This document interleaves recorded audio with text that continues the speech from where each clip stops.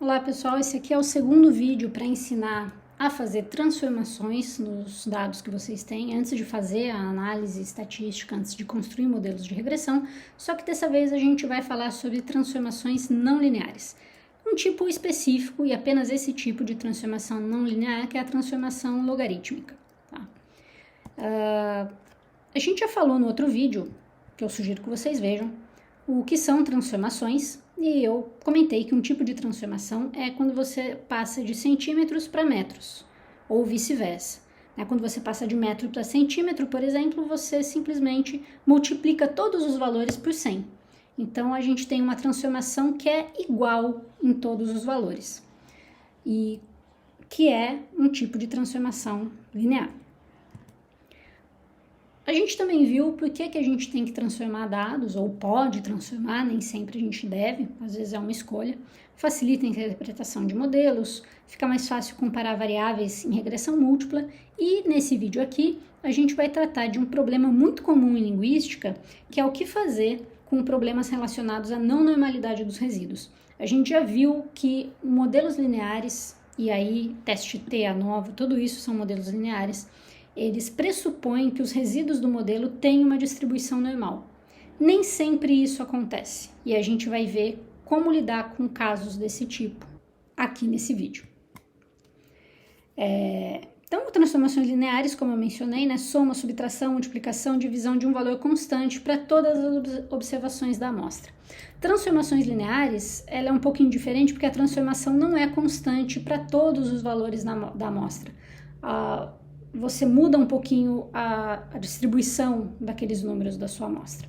Vamos pegar um exemplo, que é a da transformação logarítmica, que é a mais usada em linguística, por causa do tipo de dados que a gente tem. Aqui você já deve ter ouvido falar em transformação logarítmica no ensino médio. Para fazer isso no R é só botar log e o número que você quer dentro. Então, o log de 2, o valor log de 2, é 0,6. Na verdade, você pode ter várias bases para o valor logarítmico, log na base 2, na base 10, enfim, aqui a gente está trabalhando com base 2, mas o log de 2 é 0,6. O log de 100 é 4,6.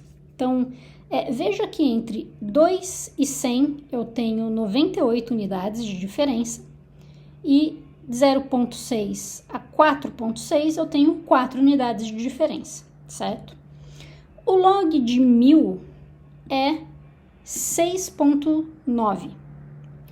Então, o que o logaritmo, a transformação logarítmica faz é achatar a diferença entre os valores. Aqui eu tinha de 2 a 100, eu tinha uma diferença lá de 98 unidades, eu passo a ter muito menos. E ela é uma transformação não linear porque a gente vê que esse efeito de achatamento, que a gente observa aqui, é maior sobre valores mais altos. Então, aqui a gente tem uma diferença de 900 unidades entre 100 e 1000. É uma diferença muito maior que existe entre 100 e 1000 do que a que existe entre 2 e 100, correto? Só que quando eu vejo a diferença do meu log de 100 para o meu log de 1000, é bem menor do que a diferença que eu tenho do meu log de 2 para o meu log de 4.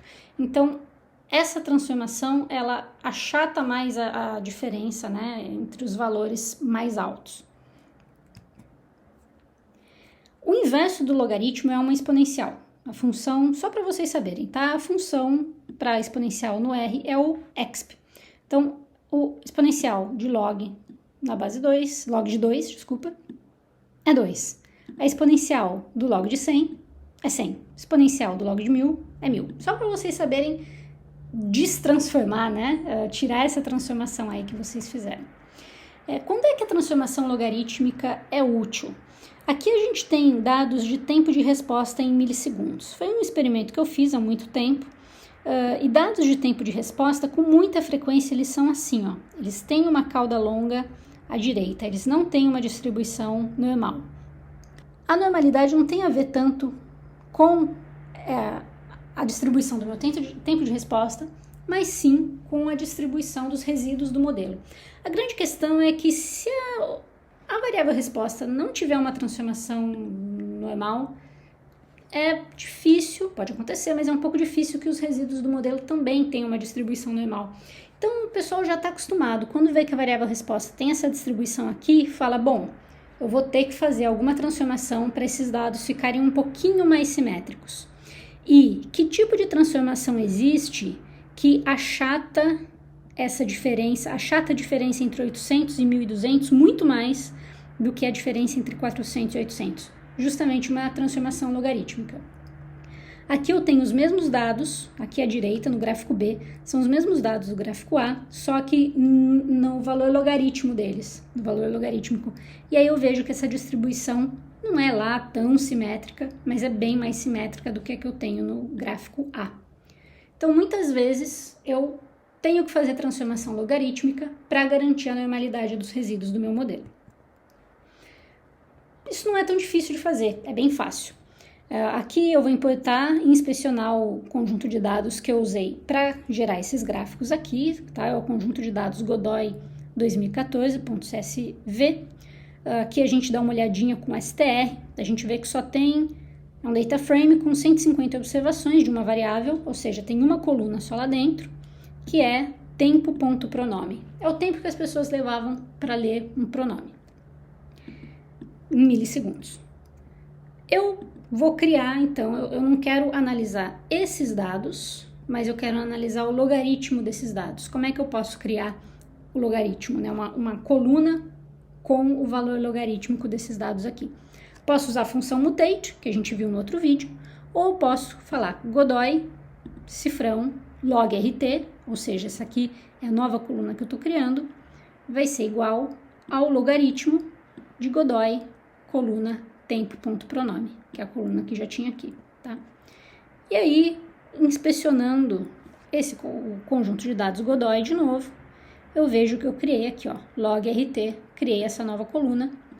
E se vocês fizerem o histograma com dados de tempo.pronome e com o log-rt, que foi isso que a gente acabou de criar aqui, vocês vão ter exatamente esse histograma que eu mostrei antes, ok?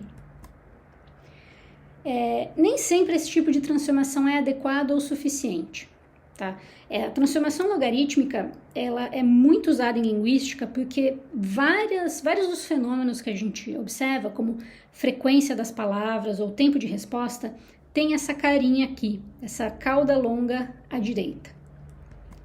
Eu, pessoalmente, nunca trabalhei com dados com assimetria à esquerda, ou seja, casos que têm uma cauda longa à esquerda. Se tiver dados desse tipo, a transformação logarítmica não vai funcionar, porque ela vai achatar a diferença entre esses valores quando a gente gostaria de achatar a diferença entre esses valores aqui, né? Os casos em que a cauda é muito longa à direita, ou seja, bem mais longa que isso aqui, uma transformação bem mais assimétrica que essa, às vezes a transformação logarítmica não dá conta de transformar esses dados numa distribuição normal, né, que mantenha a normalidade dos resíduos depois. O que eu faço nesses casos? Bom, aí tem aquela distinção que eu costumo fazer entre o modelo ideal e o modelo que a gente consegue fazer. Muitas vezes a gente fica limitado às ferramentas estatísticas que a gente tem. E o melhor que a gente pode fazer é a transformação logarítmica e pronto. Às vezes tem algumas saídas. A gente pode buscar novos tipos de transformação, tá? Tem aqui, vou colocar o link desses artigos na descrição, mas esse aqui, por exemplo, é um pessoal que achou uma distribuição com cauda longa à direita muito grande. Em vez de usar a transformação logarítmica, eles usaram alguma outra que eu particularmente não sei fazer porque eu nunca precisei. O dia que eu precisar, eu vou pegar esse artigo e estudar com cuidado. Você também pode ajustar um modelo que não assuma uma distribuição normal dos resíduos. E aí você vai ter que estudar um pouquinho o tipo de transformação, de distribuição que você tem, para saber como modelar esses dados, né? Esse artigo aqui, por exemplo, fala que em vez de usar uma transformação logarítmica, seria melhor modelar esses dados com uma distribuição gama, que é essa distribuição que tem a cauda mais longa à direita. Isso aqui já é uma coisa um pouquinho mais avançada, mas eu coloco porque é bom que vocês saibam que isso existe. Tá? E é muito provável que, mesmo fazendo análise simples, principalmente quem trabalha com tempo de resposta, vai ter que fazer alguma transformação logarítmica nos dados. É muito pouco comum tempo de resposta ter uma distribuição normal. Sobre transformações, é só isso que a gente vai ver nesse curso. Tem muito mais material e conteúdo sobre isso, mas para um curso básico, aqui tá bom.